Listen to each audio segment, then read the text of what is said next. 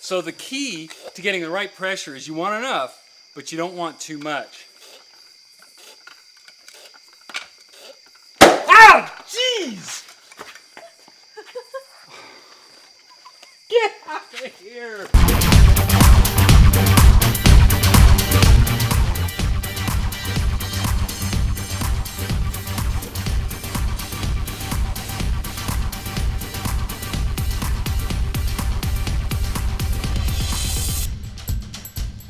Welcome to TriRiot, the show that explores the mysteries of why ordinary people push themselves to extraordinary limits. I'm LG, host of the show, and today, a quick summary of the White Lake weekend and an interview with one of the athletes. Saturday hosted the international and half races concurrently. Personally, I participated in the half. The half consisted of 1.2 miles of swimming, 56 miles of cycling, and 3.1 miles of torture.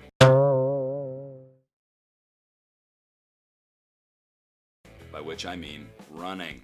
A beautiful sunrise on that morning gave way to overcast skies, and the swim started out with smooth waters, ending up with a little bit of chop. Now, I didn't realize that there was humidity in the air until after I'd gotten on the bike.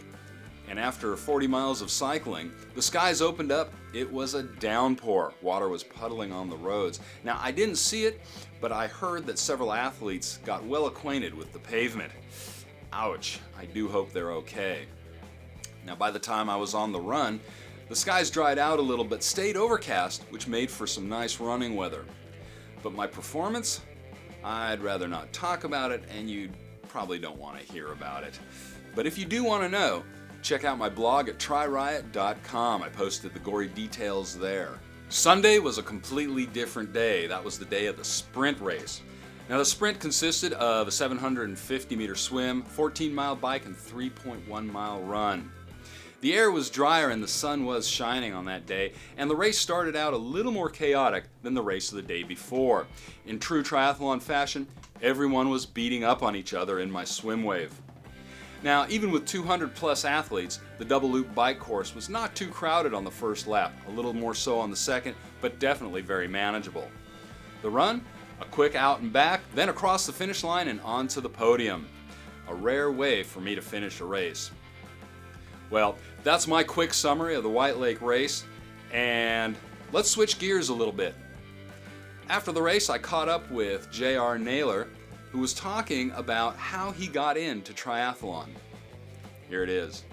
All right, I'm with JR Naylor, and he's going to tell us how he got into triathlon. How did you get in, JR?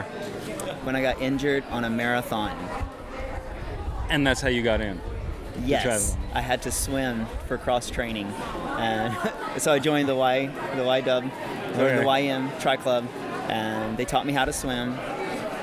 And then they talked me into saying, well, if you're going to swim and you already run, you might as well sign up for your first triathlon. So I did, and 2010 is when I started swimming, and I did my first triathlon. You've done quite a few since. Yes, I did my first Ironman in 2011, done maybe 8 or 9 half Ironman races, and then 2 Ironman races. Do you have a favorite race story? Favorite race story? Probably Coeur d'Alene, where I was on pace really to PR my marathon on the run portion, and at mile 10, I was about to bonk. I ran out of all of the electrolytes, and I hadn't eaten enough on the bike, so I ended up walking for the next 10 more miles. I was afraid I'd have to drop out, but I was able to run the last 10K, the last 6 miles. 10 miles. I had to walk jog for 10 miles before my electrolytes came back. What's your story? I'd love to hear from you. If you see me at a race sometime, come say hi and tell me about your favorite moment in athletic endeavors. Well, that's about it for this episode of TriRiot. But remember, I would love to hear from you. So you can ask me any questions, leave any comments, or tell me any stories that you want right here on YouTube, on the TriRiot Facebook page, or even on Twitter.